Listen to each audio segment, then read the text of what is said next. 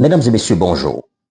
Vous avez été plusieurs milliers d'Ivoiriens et même d'étrangers à m'interpeller par rapport à cette affaire révélée par mon confrère d'Africa Intelligence dans un article au titre très marketing. Scandale. Enquête sur un réseau de corruption et de blanchiment en Côte d'Ivoire. Des personnalités au sommet visées.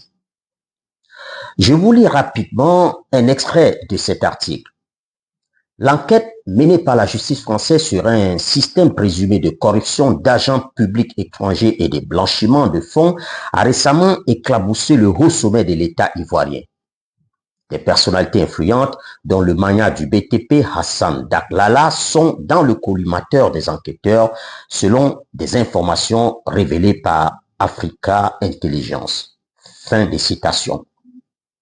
Le confrère cite nommément ensuite deux personnalités parmi les individus au sommet de l'État, pour reprendre les thèmes du confrère, qui seraient visés par l'enquête française. Il cite le ministre de la Défense, Téné Birahima Ouattara, et Amédée Kofi Kwaku, par ailleurs ministre de l'Équipement et de l'Entretien routier. Voilà ce que dit le confrère. Obstinément, vous avez insisté sur le fait que vous n'allez croire qu'à ce que j'affirme. Preuve que vous me considérez comme une source très crédible. Je vous en suis reconnaissant pour cette confiance et je prends l'engagement de ne jamais la trahir. Allah m'en empêche. Après des recoupements, je puis confirmer l'existence d'une enquête française sur la personne de Hassan Daklala, patron de l'entreprise Porteo, une entreprise de BTP, et cette enquête porte sur des faits de corruption d'agents publics étrangers et de blanchiment des capitaux. En fait, selon des sources très sûres, Hassan Daklala souffre du complexe de la plupart des Libanais d'origine. Lorsqu'ils réussissent, il leur faut absolument une maison en France et la nationalité française. Si en plus ils peuvent épouser une Française, c'est le Graal. Je rappelle ce contexte parce que les autorités françaises ont commencé à enquêter et à s'intéresser à la personne de Hassan Daklala lorsqu'il a acquis un hôtel particulier à Paris pour la coquette somme d'une cinquantaine de millions d'euros, soit environ 32 milliards de francs CFA. Il faut savoir que depuis plus d'une décennie, toute transaction de montants beaucoup moins importants en France donne immédiatement lieu à des enquêtes sur l'origine des fonds.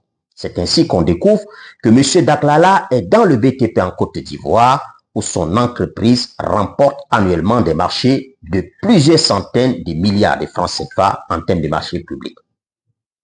En fait, dans cette enquête, la justice française va tenter de vérifier les conditions dans lesquelles Porteo et d'autres entreprises de Hassan Daklala obtiennent les différents marchés publics qui lui ont été attribués, histoire de savoir si les fonds qu'il possède dans des comptes en France, en partie, ne proviennent pas d'activités illicites comme la corruption d'agents publics étrangers punis par les lois françaises. Si notre confrère cite et il affirme qu'un fils du ministre Amédée a été retrouvé dans un des appartements d'Hassan Daklala au moment de la perquisition à Paris, ce qui pourrait compromettre dangereusement le ministre de l'Équipement et de l'Entretien routier, il n'y a à ce niveau aucun acte qui permettrait de penser que le ministre de la Défense entretiendrait des relations d'affaires ambiguës avec l'homme d'affaires ivoiro-libanais. J'ai personnellement enquêté sur plusieurs dossiers impliquant des DG, des ministres et même d'autres personnalités très haut placées dans ce pays, et je suis catégorique sur le fait que le ministre Téné Birahima Ouattara n'est pas du genre à accepter, encore moins à demander des commissions ou des rétrocommissions de quelques fournisseurs ou prestataires de l'État que ce soit. Restons donc sur les faits et attendons les conclusions de l'enquête française qui se poursuit toujours et évitons de tirer des conclusions hâtives. Ceci étant, j'ai déjà dénoncé publiquement un ministre qui voyageait dans des avions d'un businessman en relation d'affaires avec l'État. Dans le cas de Hassan Daklala lui-même, j'ai des preuves sûres et irréfutables que des milices humilient l'État, moi j'appelle cela humilier l'État, en allant patienter parfois des heures à son secrétariat avant d'être reçu.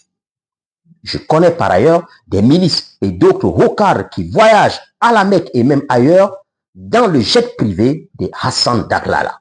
Je les connais tous nommément, mais le but ici n'étant pas d'humilier, mais plutôt de sensibiliser, je ne les citerai pas.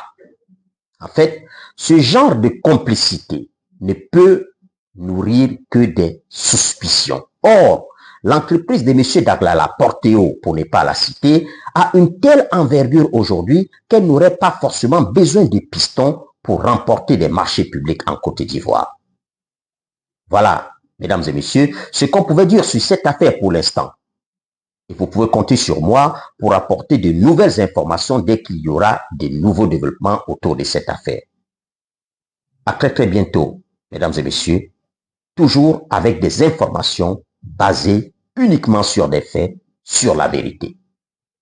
À bientôt, Inch'Allah.